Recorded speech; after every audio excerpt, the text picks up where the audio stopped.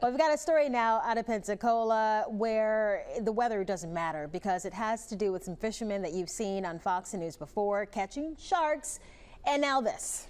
And they set out on an overnight trip on their 22-foot boat, which is not considered big, in search of yellowfin tuna. As our Hal Sherrick found out, they caught a lot more than they bargained for. Coastal Worldwide's Dylan Weir and Blaine Kenny of Pensacola has spent the last 2 years building their fishing business. All of their excursions are videoed, and that content has become as much a part of their business as the fishing itself.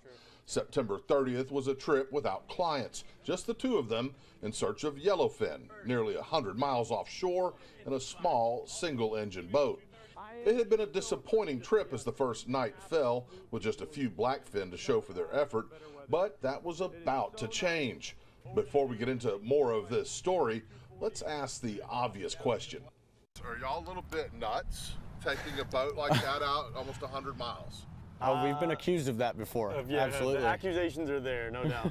They always carry life-saving equipment, including EPIRB beacons in case they run into trouble. Back to the fishtail.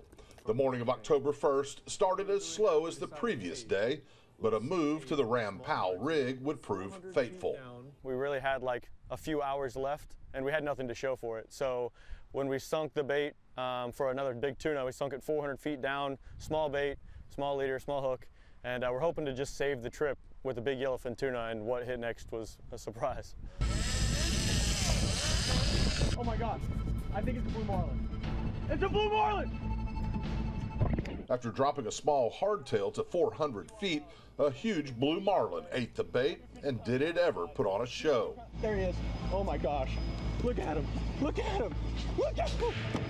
Oh my gosh! I mean, we're gonna break off, but how epic is that? Expecting it to break off at any moment, imagine their surprise when 55 minutes later, not only was it still hooked, but it was boat side, where they were able to get a hand on the leader before breaking it off. That made the catch official. The teamwork was awesome as Kenny battled the fish, and Weir shot some of the most impressive blue marlin fight video you'll ever see. When he started jumping, I actually didn't get to see him jump one time with my eyes. I was watching through the lens and through the screen the entire time, but I really wanted to stay focused, stay steady, make sure that the fish was in the frame the entire time. Since we were using such a small reel, we were just kind of chasing him around, and I was just easing him up to the surface. And the whole time in my mind, I'm thinking if he's mouth hooked and he's done all the jumping, all the acrobatic stuff, that by now, I mean, we've got to be hanging on by a hair on 60-pound fluorocarbon. As it turned out, the marlin was foul hooked behind the pec fin, which allowed Kenny to fight the fish so long on a small tuna setup. The blue marlin has now been checked off the catch list in the Sea Pro, but these guys aren't done. It is two things that we have left to where we can really hang our hat on this boat, and it's a bluefin tuna and a big eye. And I'll tell you, I know a lot of people watching are just like, I don't know, like if that's going to happen. I'm not sure either, but I promise you we're going to get out there and get after it. And those two fish will conclude every single pelagic fish in the Gulf, and that's a big, big list next year. That's good news for us because the fishtails will keep coming.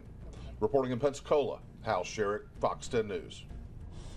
Some impressive video for sure, and you can see more of their fishing tales by going to Coastal Worldwide. They have a YouTube channel, of course, and we have a link to that on fox10tv.com.